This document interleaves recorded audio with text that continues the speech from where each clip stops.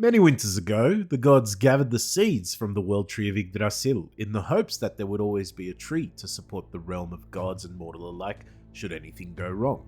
Entrusted to the tribes of Midgard for protection, they must collect souls to nourish the seed and protect it from harm, or else bad things will happen. Very bad things. Midgard is under siege from unwelcome visitors, mythical creatures, deadly spirits, and giant brutes threaten to bring on Ragnarok, the end of the world. It's up to you, a mighty Einherjar, to cut short your glorious feast in Valhalla and return to Midgard.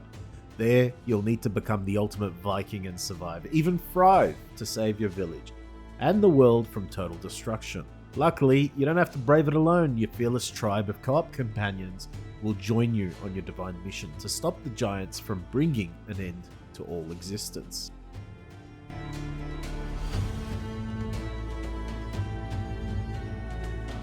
Tribes of Midgard is an action role-playing survival video game developed by Northfall Games and published by Gearbox Publishing. The game was released for Microsoft Windows, PlayStation 4 and 5 into 2021, and was subsequently released for Nintendo Switch, Xbox One, and Xbox Series XS on August 16, 2022. Made in the Unreal Engine, it is boasting fantastic, vibrant graphics, has that cartoon style, and to be honest, if you look at the reviews, you're probably not going to see good insight into what this game has to offer. It's one of those games that I played for some time and realized a lot of the reviews that were left were probably on launch or people who hadn't played it enough to understand it in its full. Today we dive in and let you know what Tribes of Midgard looks like in 2023, what you can expect, and some of the awesome different game styles that it has to offer. One of the things that was quite interesting is at the very beginning of the game, you don't really get guided into what mode to play. There's Saga and Survival mode, both are very unique in their way of how you play the game. Both have different options in terms of progression that allow for you to later on play the game at endgame state in different ways also. Let's start with Saga. The description of Saga goes a little like this. Fight to prevent the end of the world in this session-based game mode. Gather the materials needed to power up your Einherjar, which is your Viking, in an attempt to defend your village's seat of Yggdrasil. I hope I'm pronouncing that right. From giants and helping attacks before the Fimbulwinter, this mode focuses on Saga quests, the ultimate test of your tribe's might, that grants additional glorious rewards for those who can conquer the trial. So essentially, the Saga mode is kind of like a tower defense game, where you're defending your village at night, and that goes on every night. But during the day, you go out, you gather materials, you try to get the best of the best in terms of weapons, armor, skills, and you go out there and you try to fight the end game bosses, essentially. And there's a couple of them that you'll see throughout the game. Whilst doing that, you'll also have Jotun giants coming in and trying to take out your village as well. And they're pretty powerful, so if you don't get onto them straight away, you're going to have a hard time. I really enjoy this game mode. This is really one of those drop in and play as long as you want sort of game modes. At the end of the game mode, you can leave for a Bifrost, which allows for you to get special rewards that you can then use later on.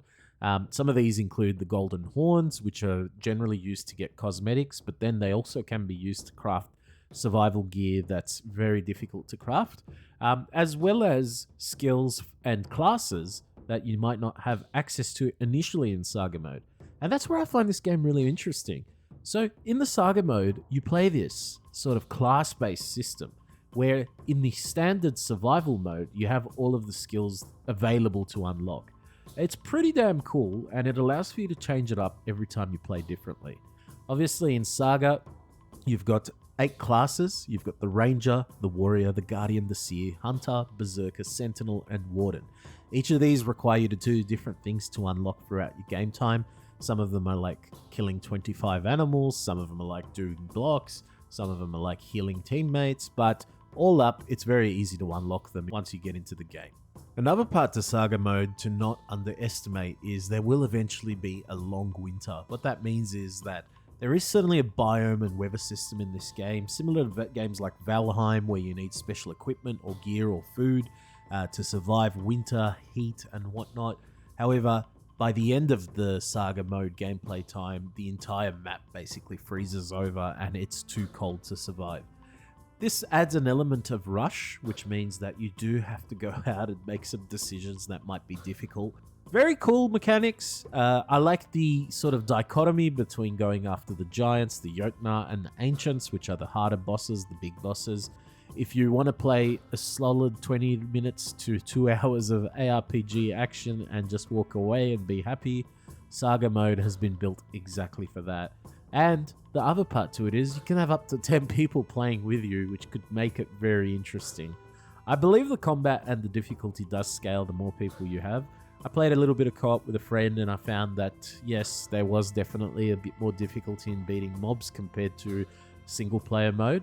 The other side to that is also that if you're not pulling your resources correctly or your gear correctly, then you could end up not having the right resources for the right upgrades. So communication is key and a bit of a game plan is absolutely key.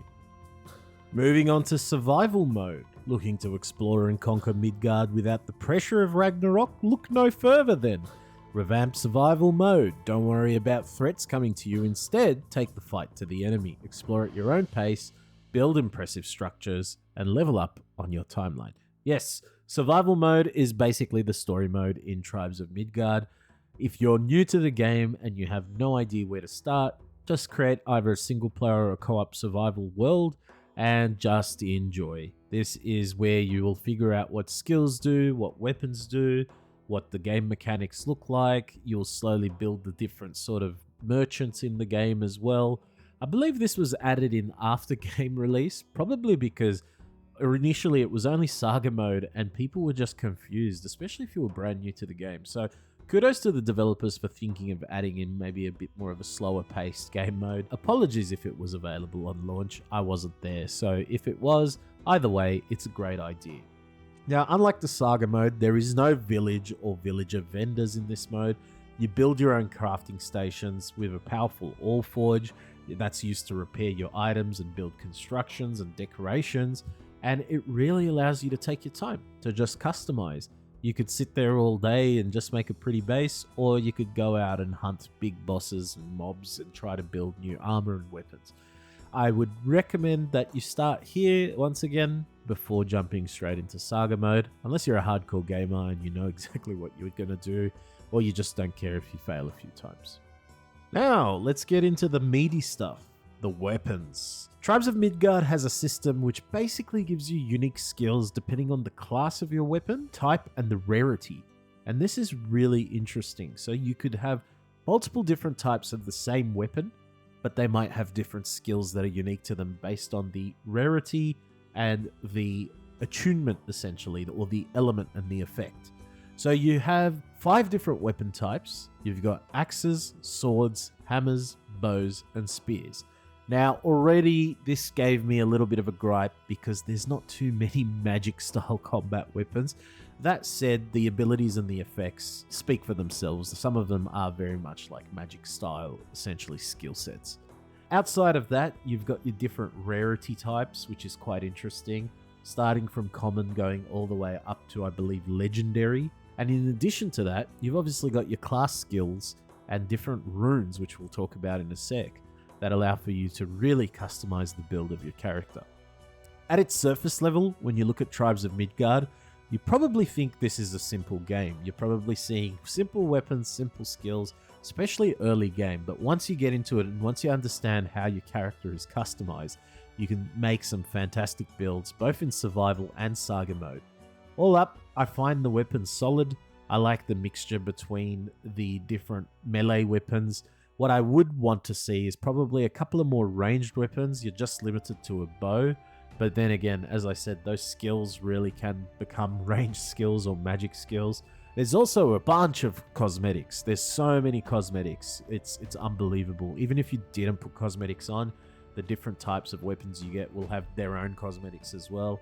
So if you are one of those people that really likes to customize the look of your character, then this is going to be fun for you. In a similar vein, side note, armor is very much the same in terms of style. However, that said, the one important thing to note about armor, which I mentioned earlier, this game is kind of like Legend of Zelda Breath of the Wild or Valheim, in which you create armor or consumables that allow for you to travel into different biomes. So one thing to note is that you will probably have multiple sets. There's cool little stands that you can hold your armor on. At the same time, you can put it in your chest. but this allows for you to travel to a hot climate, a cold climate, a climate that might be high in terms of electricity and whatnot, and so forth. So something to note, armor does have a mechanic in this game. Good segue into elements. There are 4 elements in Tribes of Midgard: fire, ice, thunder, and dark. All hostile creatures on the map belong to a certain element. For example, a Dokkulfar are dark-type enemies, whilst a Brennalfar are fire-type enemies. You can craft higher-tier weapons with the blacksmith or on your blacksmith stand, and imbue them with elements which can help or hinder you when fighting enemies. This is really important to note. If you're going after a Jotun or an Elder or an Ancient, which is attuned to a certain element type, you kind of want to scissors, paper, rocket and make sure you've got the right element to counter it. One on your weapon, but also to defend yourself on your armor. This will become very, very important later on in the game, and if you aren't used to games that have elements, something to consider. And you can't have a survival crafting game without tools to go and gather materials. Tools are necessary items for things like fishing, mining, wood gathering operations. You can visit the Tinkerer in Saga mode or go to the Tool Grinder in survival mode, and of course, it's not a survival game without having different quality of tools. I can't stress how important this one is in Tribes of Midgard. When you start the game, you do kind of punch trees. You don't really punch trees, but you can hit them with your weapon. But once you get actual tools and you level up their rarity or their quality, you are going to have such an easy time. I would highly suggest, if you're getting into this game and you don't want to grind wood or stone or iron or silver, make sure you prioritize upgrading those tools. It makes a massive, massive difference. And the last 2 things to call out in terms of game mechanics is consumables and runes, 2 very unique things to Tribes of Midgard.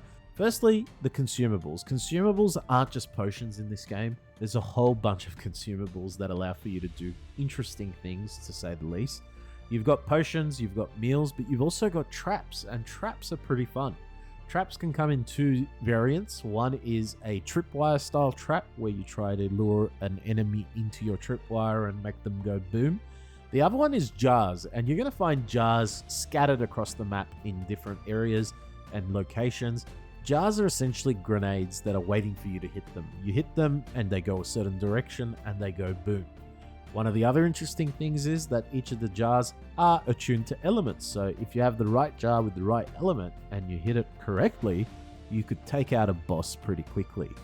Meals and potions can do a couple of things. Obviously heal you, give you more speed, but they can also do things like make you go through a cold biome, a hot biome with minimal to no disruption. Very similar to Zelda, if you've ever played that game before. Runes, on the other hand, they are very important to Tribes of Midgard. Runes are essentially in-game modifiers that affect each run, or each time you play. And before you go charging around, you want to pick some of these up. More than just the Viking alphabet, in Tribes of Midgard, runes are also powerful modifiers that increase certain stats and can give you abilities. You can experiment with the right combination of runes, but in total, only 5 can be active at a time. One of the more popular ones, like Soul Powered, means the more souls that you have in your inventory, the more damage that you do, as an example. And they stack, so you can have 5 runes stacked at the same time, and you can have 5 Soul Powered runes, really amplifying your damage. They also come in different rarities, so you can go from common to legendary, and finding the special rune that makes your build unique can be a bit of a grind, so prepare for it if you want to get min-maxing quickly. Few other notable mechanics mentions, because why not? And I shouldn't forget them, they are quite important. One of the other things to really note is that you have the ability to have shrines across the map. In Saga mode, they're pre-planned and you find them and activate them. In survival mode, you can build and put shrines wherever you want on the map. These are essentially fast travel teleporters, and they make a world of difference because the mechanic around sailing is heavily intertwined with it. You do sail between different land masses in this game, very similar to Valheim. So what that means is when you go and find new land, you want to drop a shrine down so you don't have to sail there again, especially if you're going through and trying to kill different bosses.